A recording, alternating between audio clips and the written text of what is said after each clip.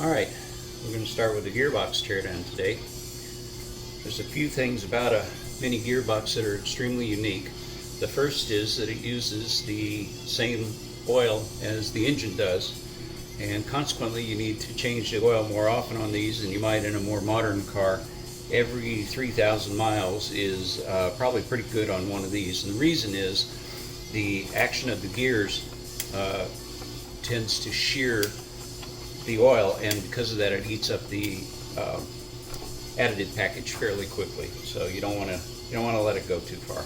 There's a few things about this gearbox that I'd like to show you. This is a rod change, or one of the later A+ gearboxes, and there's a few things that are unique and a few things that we're going to do to change. Let me get a light here so I can show it. Down inside here, get the camera right. Alright, reoriented the camera so it might get a little better view. Here you're looking down into the guts of the transmission, and one of the things that's important to notice is this tube that runs across right here. This is the oil pickup tube for the engine, and it terminates down here in a box. And I'll be changing that out. I'll be putting what we call a center pickup, which is another tube that looks very like that. Instead of going down in the box, it goes down over and comes over in this compartment here, which is in the center of the gearbox. And therefore, when you're doing a hard cornering situation, all the oil doesn't pool away from where the oil would pick up for the transmission. I'm going to turn around a little bit differently here. And here you can see the differential gears right here. And I'm going to change that also. This is a 344. I'm going to change it out for a 276. That sounds like a big change, and it is, but it'll give me quite a bit better highway RPMs. Instead of being wound out at about 4,500 at 70, it'll be more like 3,200. So that'll definitely make the engine a lot more comfortable when I'm on the highway. Alright, we're going to start by flipping it over and pulling the differential out. Okay, here we go. Flop it over.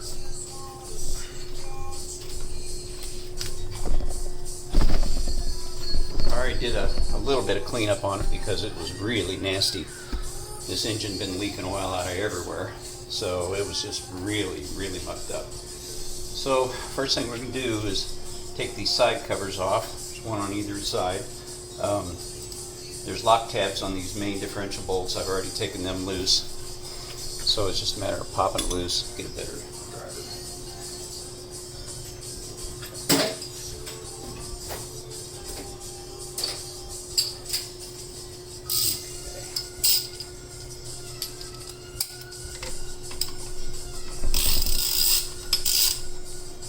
It's a nice broken bracket there.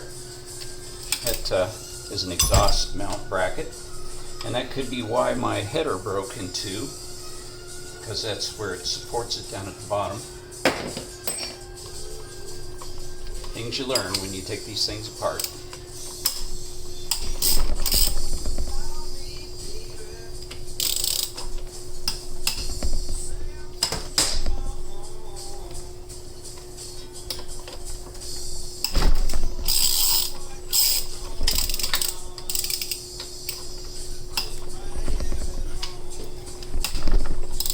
I've already removed the pot joints, inner CVs. They're no good, so I'm going to throw them away and get new ones.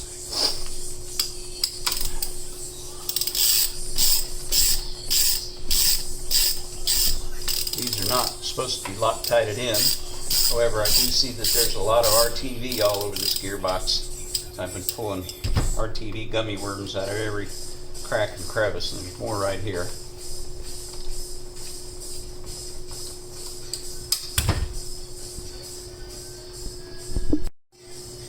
Alright, so she's loose.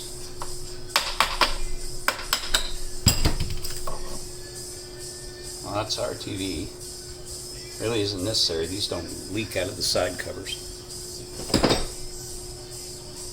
And that bearing in there is, of course, one of the differential bearings. Little stub shaft there. In order to take the diff out, we'll take the cover off the other side, then there's some smaller bolts that have to come out, then these 4 big ones, and then it'll lift right off, and we can see what the differential looks like.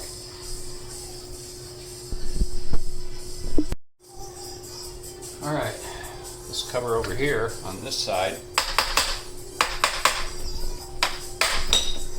has a shim inside of it, more of that RTV, nasty stuff.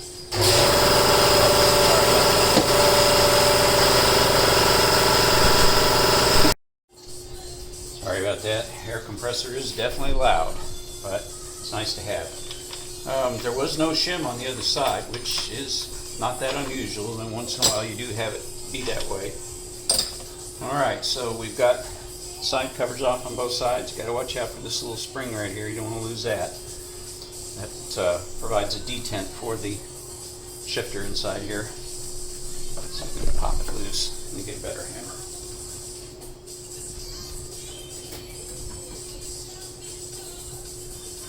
Plastic bed blower won't hurt the aluminum.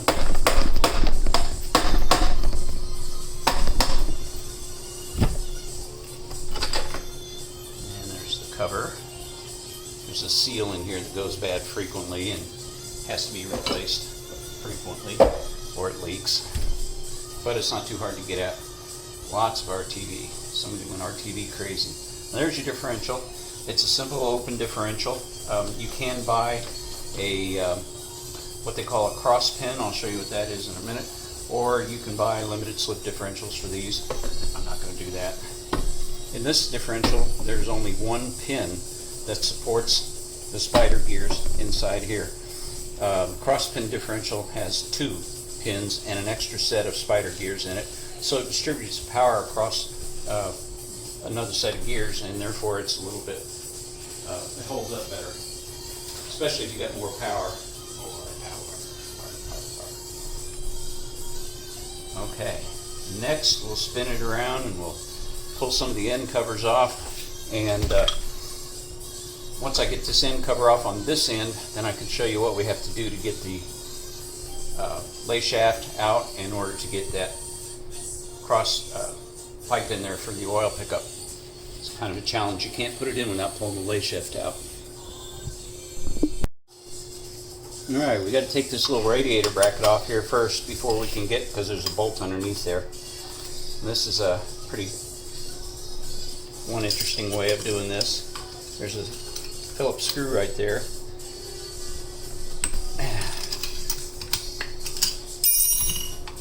The little snap-on screwdrivers that have the wrench built onto the handle, so you can put some extra leverage on them.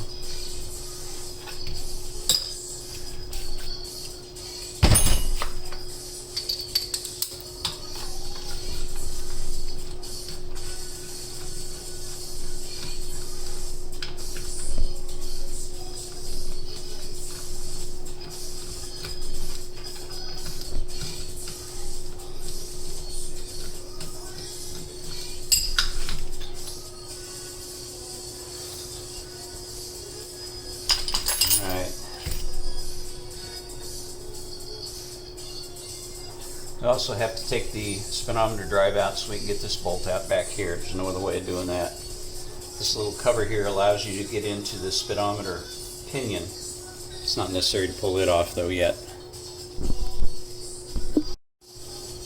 Alright.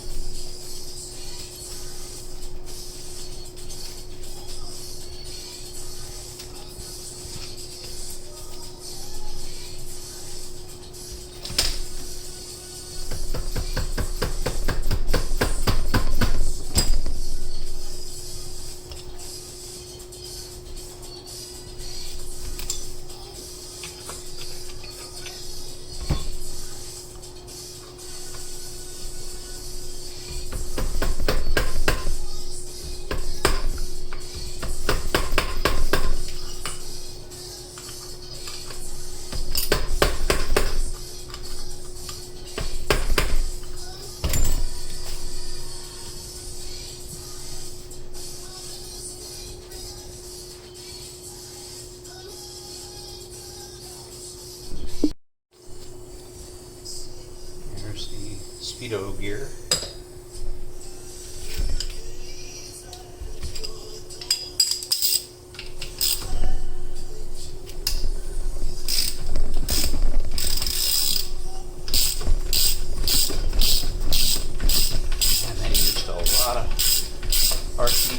this gearbox, which tells me that it probably was not.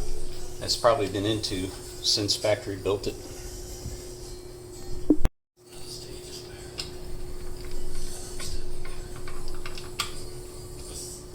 Alright, let's see what will pop this.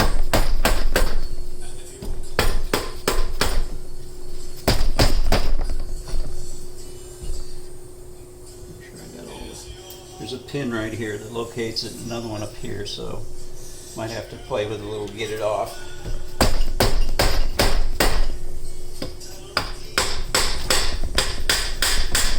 That's why I use a plastic counter. Can't hurt aluminum with plastic very much.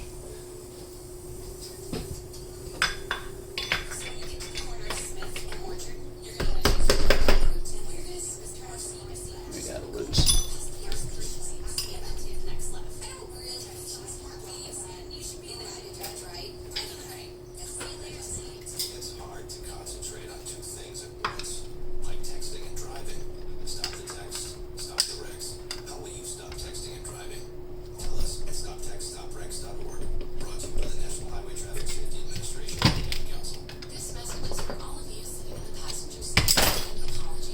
There's the pinion drive for the speedometer.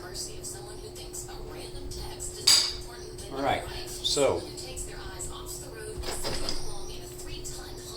this is the drive, the pinion gear for the differential, and in order to get the tube out, we've got to take the lay shaft out, which is right here. And in order to do that, we've got to take this little bracket right here off. In order to do that, we've got to take this off. So it's a series of things. We don't have to take this big drive nut off yet. Trying to think of whether I should go ahead and do that with the lay gear in place or not. The reason you would do that is because that allows you to lock both it into two gears at once, and then you can use that to hold it still. But I've had pretty good luck just using my impact wrench and just taking it off. We'll see. I haven't decided yet how I'm going to do that. Alright, I had to fiddle with it for a while, but first thing I had to do is take this detent out right here that was keeping the shift arm in place. And what you do is you rotate the shift arm so that it's no longer engaged in the linkage inside the gearbox, and then you can take and put two gears into gear at one time, and doing so locks the gearbox. So at that point in time, you can take that big old nut off.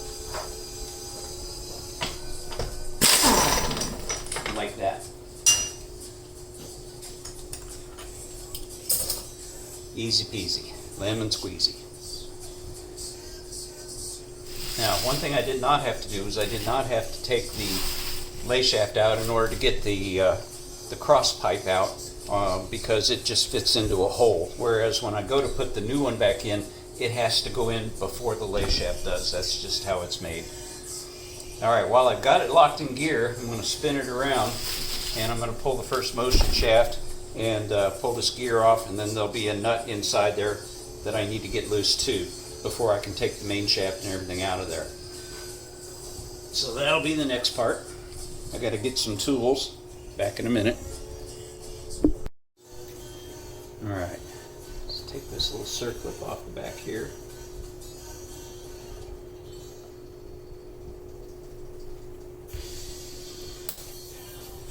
I have to get a little pair of pliers, or a little screwdriver to help it off.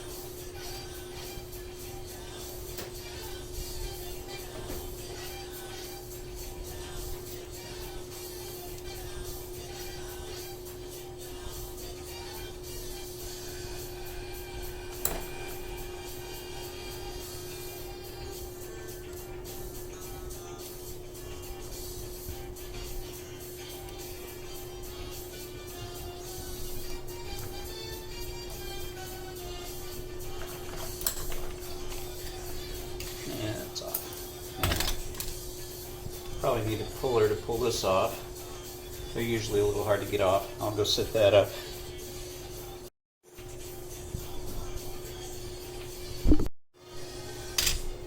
I got that bearing off. I had to use this tool. This is called a bearing spreader, and the whole point of it, I don't know why they call it a spreader, because it doesn't. It squeezes together, but The point of it, of course, is that you can get behind the bearing with these little jaws and not put any stress on the bearing taking it off that way.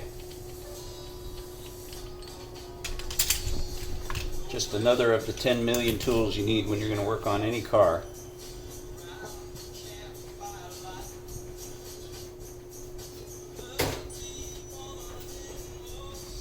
Alright, so we got one more nut to take off, this one right here, and it's got a lock plate on it, so we'll tap that back.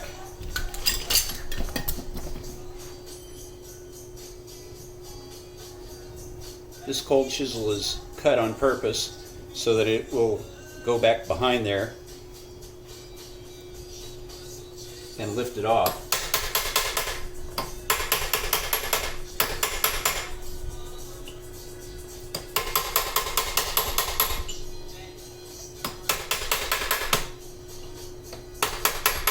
They got a little carried away here. They pretty much tapped over every single place they could. It's completely unnecessary.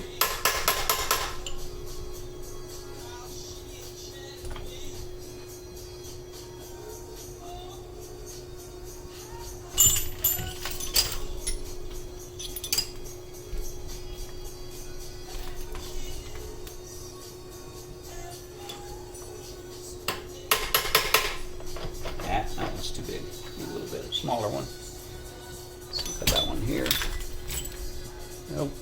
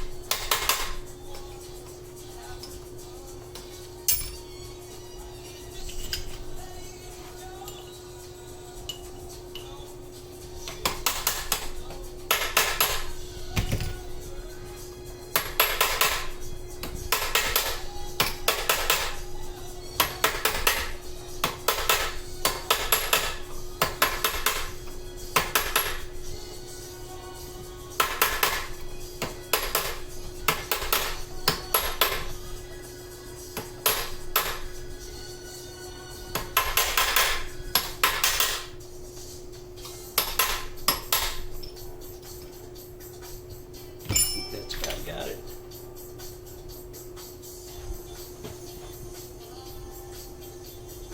Yep. And I just got to get the right socket and it'll pop right off.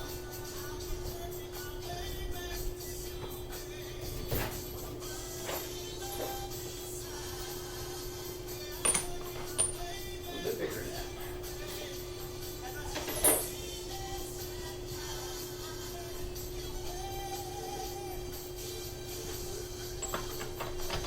Inch and an eighth.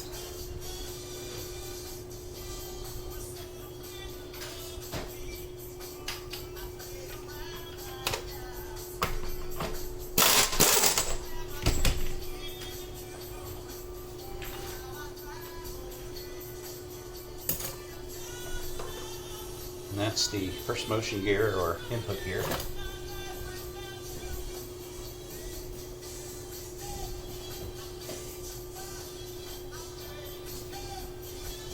Compressor off so that it won't kick in on us. Okay, now the thing to do is take it back out of gear so it's free again.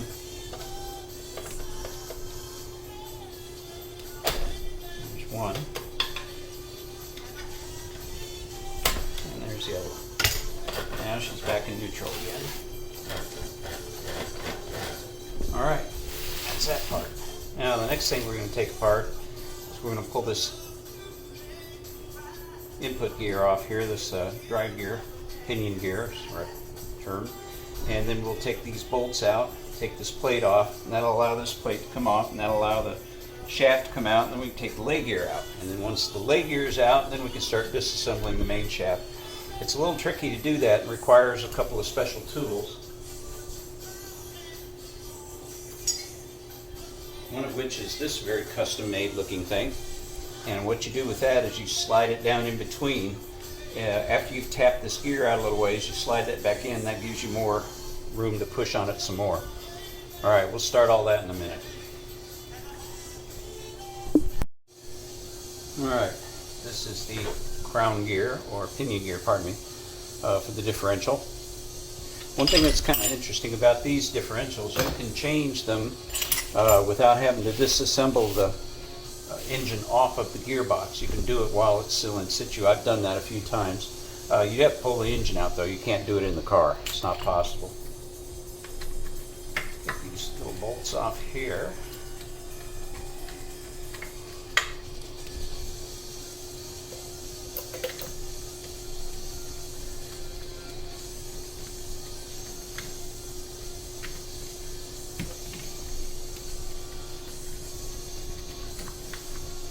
Releases this lock plate, and there is a shim, and you have to be a little careful because the shim not only has to be in there, but it goes behind this other plate here, so you have to be careful when you lay that in there to put it in the right place. I have a couple of shims in this case. Probably have to change those because we're going to change the final drive.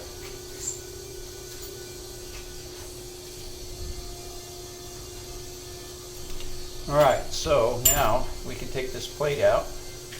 That's what locks the shaft in that holds the leg gear in place. So we'll slide that out. You got to be a little bit careful. It only goes one way. I'll show you why. Because it's not all the same size. It's what they call a stepped shaft. All the later ones had this. Earlier ones had one that was all one size.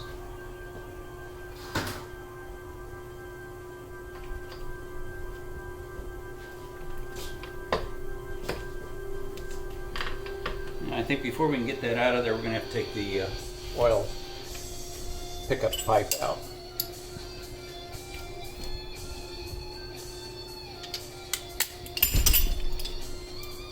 Get the right socket here.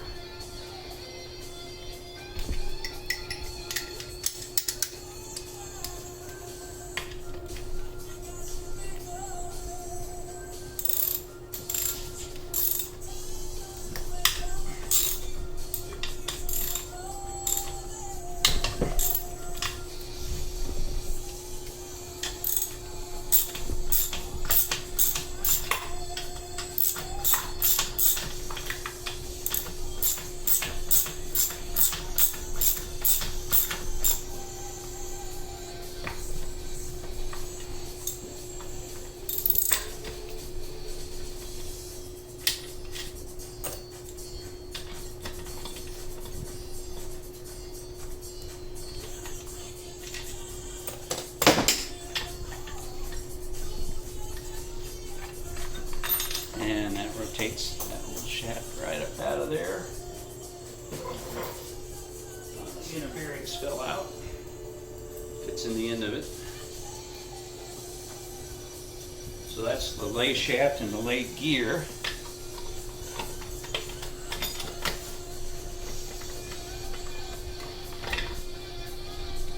And consequently, because the shaft is two different sizes, the thrust washers that go on either end of the shaft have different sizes too, so you got to pay attention to that stuff.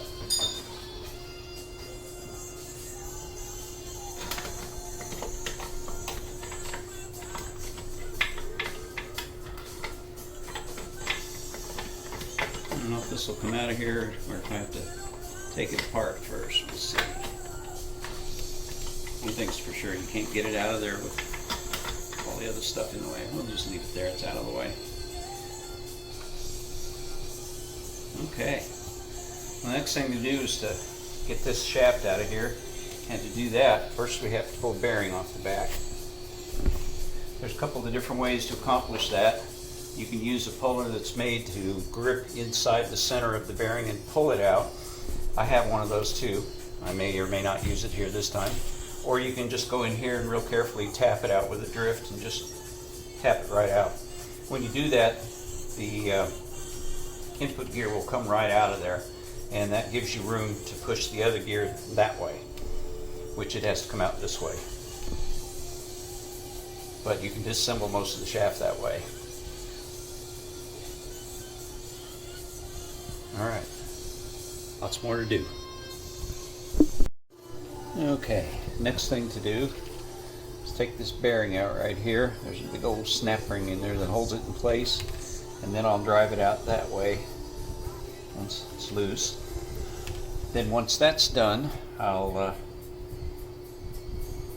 show you how we have to get the other bearing out. It's kind of a pain. What you basically do is drive it back a ways to get a little bit of clearance, then you drop that tool in, then you drive it back this way to knock it back the rest of the way to get the double roller bearing off the front shaft there. But first we'll get this snap ring out.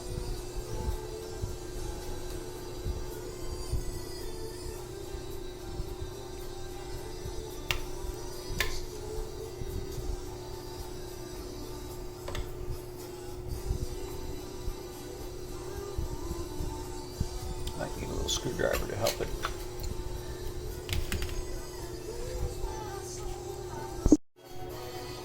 Alright, big old snap ring. They can be a bit tough to get out.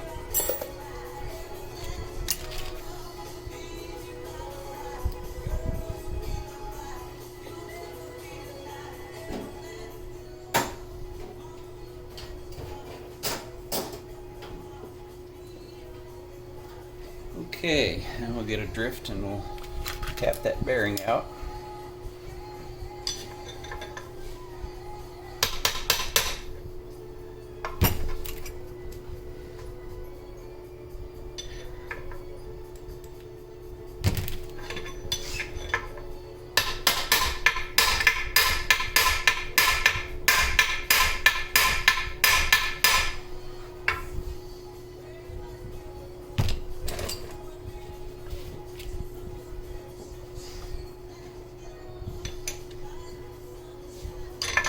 Might have to get a bigger hammer.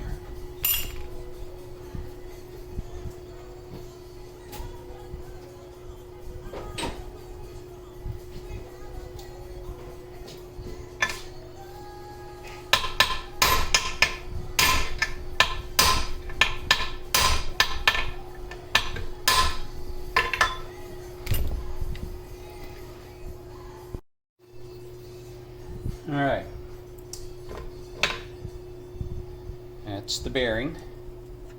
It's got definitely not smooth, so I'm going to replace it. Maybe just had something in it. Seems pretty good now, but we'll see. It's fairly expensive, but if it's bad, it's bad. And there's the one that was causing the problem. That's the one that was making the noise right there. I was afraid of that. I'd heard that when you flat toe these, that you can ruin that bearing. And I did flat toe this a lot. Broken chunks there. I don't think it's damaged the gear at all. I don't see any damage in the gear.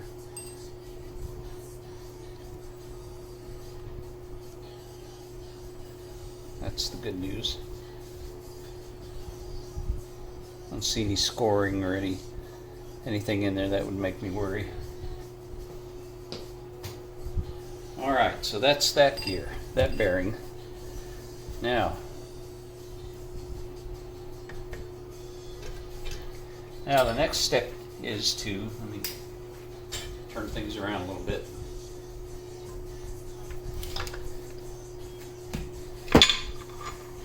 Reverse shaft just fell out, that's nice.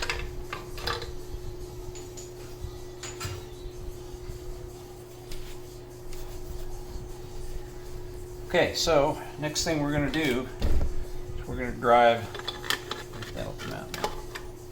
Yeah. We're going to drive this shaft that way and push this bearing right here down. And then once we get it down a ways, we're going to push it that way. And once we get some space in here, then we can drop that tool in there and drive it back the other way, and it'll push that bearing out, that tool right there. Alright, so we'll go and tap on this baby.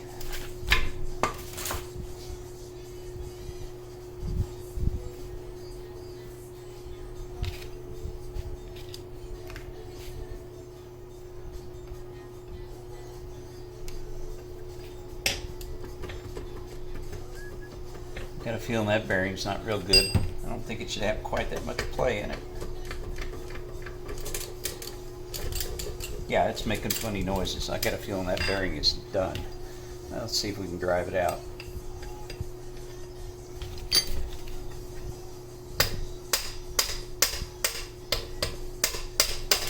Oh yeah, ball bearings everywhere.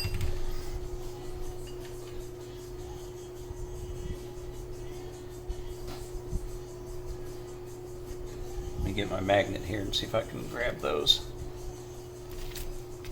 Which means this is going to be interesting taking this out of here. There's my magnet.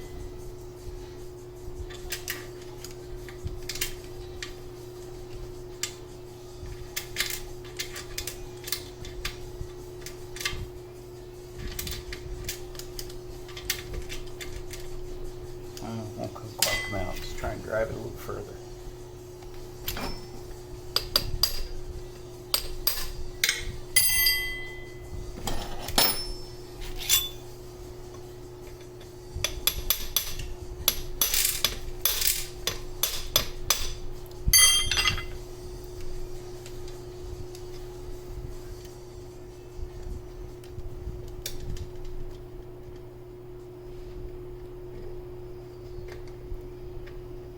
Yeah, this is going to be interesting. It's not going to be easy.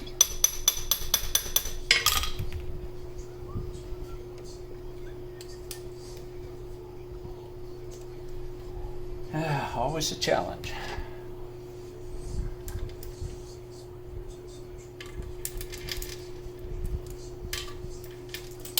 I'll show you why here in just a second.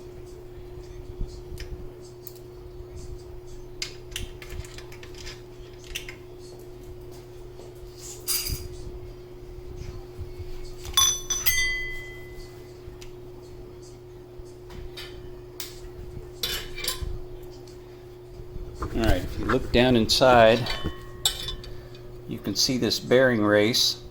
That bearing race, I have to push that the other direction because the bearing has to come out that direction. Sorry, get my finger in here right. It's got to go that way. And normally what you would do is that bearing would stay together and you would put this tool down between the gear and the bearing and then drive it back the other way and it would push it out. So I've got a challenge ahead of me. I'm not sure exactly how I'm going to do this just yet. I'll have to give it some thought.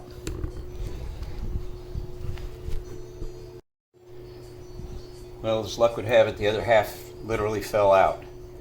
So I should be able to lift this out of here now, this main shaft assembly.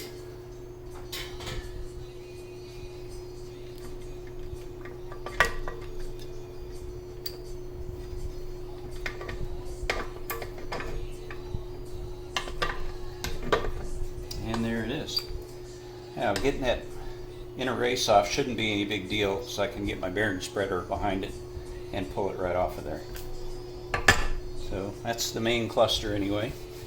Once I get that off, I can disassemble the whole cluster, and then we can begin to replace the synchros and the bad bearings and stuff.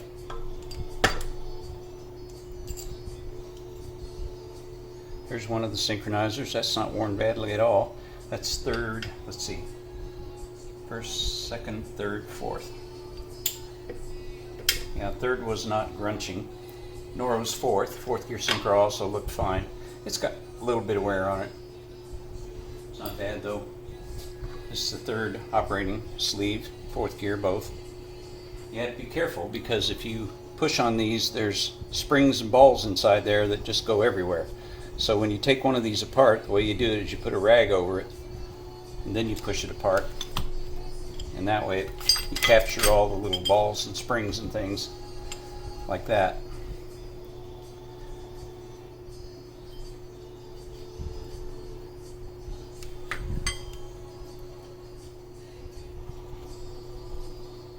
There's the third one. There's three of them in there all together. 3 balls, 3 springs. And when I go to put this back together again,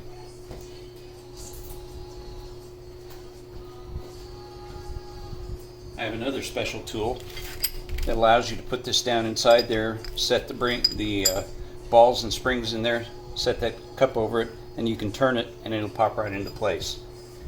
Haven't used it yet. I've always done them by hand in the past. By hand I mean I use a hose clamp. Come on, there we go. I put a hose clamp around it and use that to hold everything in place, and then I just snap it down in. But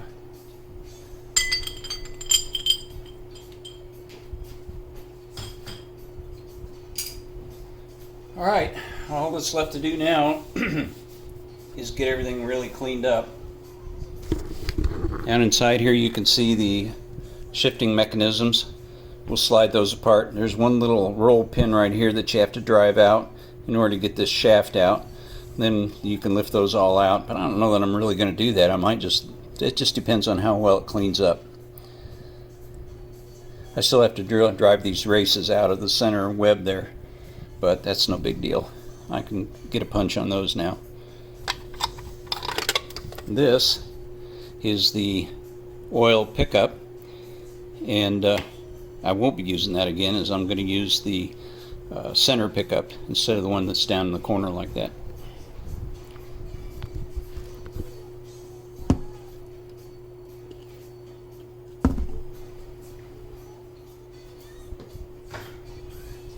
I'm glad that came apart.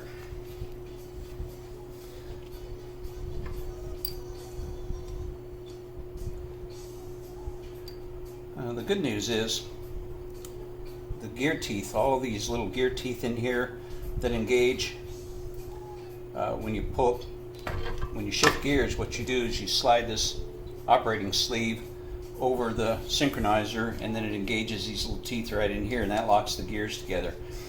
The good news is those are all in really good shape, so really all it's going to take is some new bearings and some couple of new synchronizers. What this one was doing mostly was second gear was crunchy. First was fine, third was fine, fourth was fine, second was a little crunchy, so yeah, we got to take this all apart so I can get this off. And then I probably will not take these two gears off the main shaft. They're real smooth, which means the bearings inside are fine, and they're kind of a pain to get off, so if I don't have to, why bother? Alright, it's looking pretty good overall.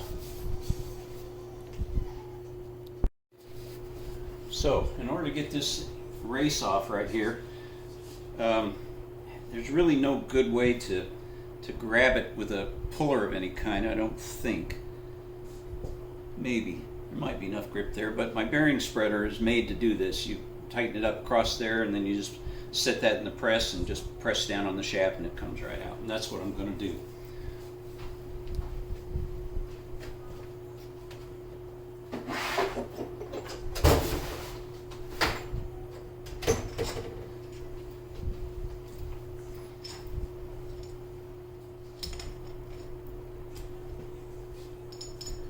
So, and just put this in here and tighten it up good and set it in the press, and it'll pop that right out of there.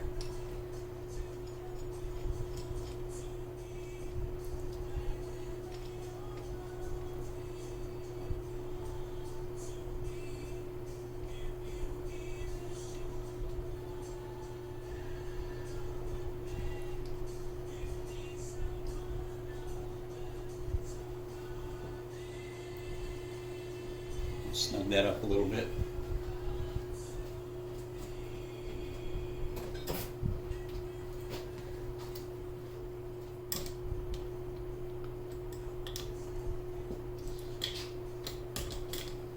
It might be moving it already from the way it's looking.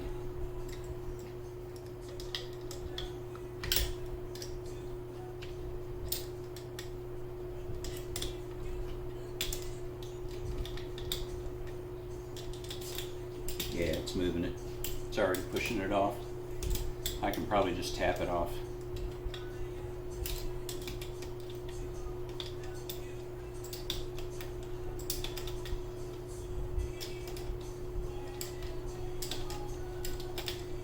As these are going in, it's lifting that up.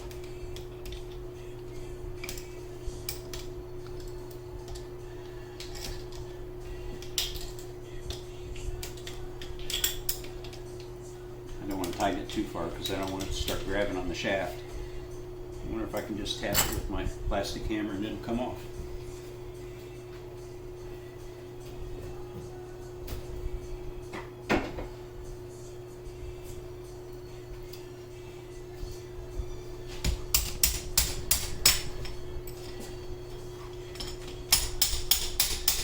Yeah, it's coming. We'll just wind this up a little more.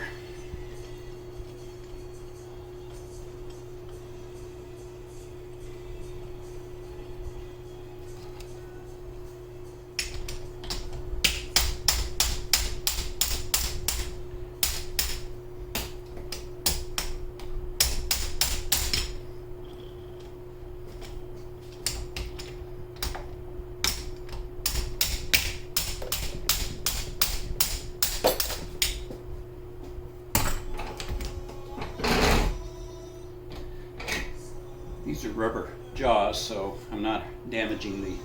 You can see how far it's come already. I can probably just get behind it with a drift now and pop it off. By using rubber jaws, I won't damage that shaft at all.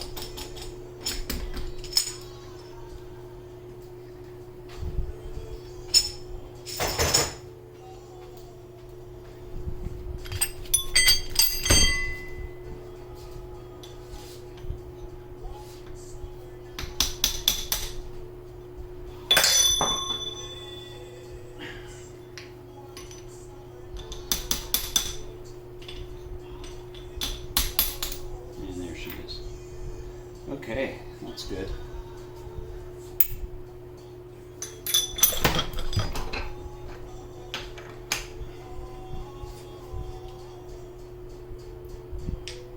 Okay. All right, that's enough. That's enough for tonight. We'll get a bunch of parts cleaned up and it'll be ready to put back together. I've still got to get parts on order, so it'll be probably a week before I get parts.